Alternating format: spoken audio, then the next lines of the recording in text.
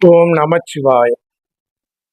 இந்த பதிவுல இப்போ நாம பதிவு பார்க்க போற விஷயம், ஒவ்வொரு ஜாதகதாரருக்கு பாத்தீங்கன்னாக்கா ராகு தசாவுல சுக்கிர புத்தியோ புதன் புத்தியோ அல்லது புதன் தசாவில் ராகு புத்தியோ சுக்கிர தசாவில் ராகு புத்தியோ நடக்கக்கூடிய காலங்கள்ல அவங்களுக்கு என்னன்னு கேட்டீங்கன்னா, ஒரு வாதம் சம்பந்தப்பட்ட தொந்தரவு, நரம்பு சம்பந்தப்பட்ட தொந்தரவு, தோல் நோய் சம்பந்தப்பட்ட தொந்தரவு, இதெல்லாம் பாத்தீங்கன்னாக்கா பெரிய அளவுக்கு பாதிக்கப்படுது.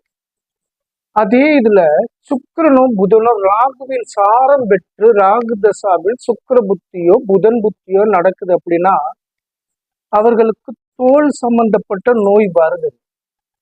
இது நிறைய ஜாதகங்களை நாம பார்த்து உங்களுக்கு தீர்வும் சொல்லியிருக்கோம்.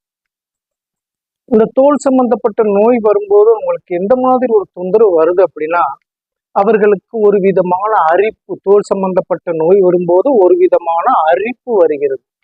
அந்த அரிப்பு வரும்போது அவங்க அதை சொரிஞ்சாங்க அப்படின்னாக்க பாத்தீங்கன்னாக்கா வெள்ளையா பாத்தீங்கன்னாக்கா, அதாவது துகள்களாக பறக்கிற அளவுக்கு ஒரு விதமான ஸ்கின் தொந்தரவு இருக்கும், தோல் நோய் இருக்கும்.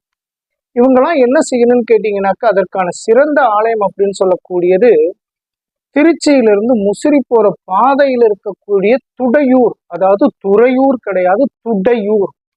துடையூர் அப்படிங்கிற இடத்துல இருக்கக்கூடிய விசமங்கலேஸ்வரர் ஆலயம்னு ஒரு ஆலயம். அந்த ஆலயத்துல என்னன்னு கேட்டீங்கன்னாக்கா, செவ்வாய்க்கிழமை, சனிக்கிழமை, அமாவாசை, பௌர்ணமி நாட்களில் வாதமுனி அப்படிங்கிறவருக்கு பாத்தீங்கன்னாக்கா தைல அபிஷேகம் பண்றாங்க. அந்த தைலத்தை பாத்தீங்கன்னாக்கா அந்த நாட்கள்ல அவங்க அபிஷேகம் பண்ணி கொடுக்கக்கூடிய தைலங்களை வாங்கி பயன்படுத்தும் போது பாத்தீங்கன்னாக்கா இந்த அரிப்பு சம்பந்தப்பட்ட நோய் தொந்தரவு, தோல் சம்பந்தப்பட்ட நோய் தொந்தரவு இதெல்லாம் தீர்வு பெறுது அப்படின்னு சொல்றாங்க.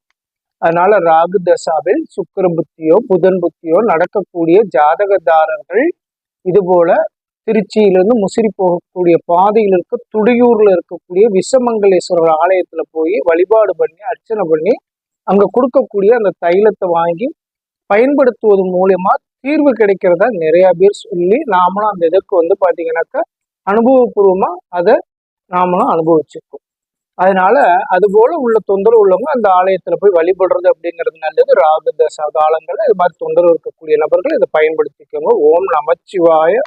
வாழ்க வளமுடன், வாழ்க வளமுடன், வாழ்க. அடுத்தடுத்து இன்னும் சில ஆலயங்களை பத்தின பதிவை தொடர்ந்து இந்த யூடியூப் சேனல்ல நம்ம பதிவிடுவோம். ஓம் நமச்சிவாய. வாழ்க.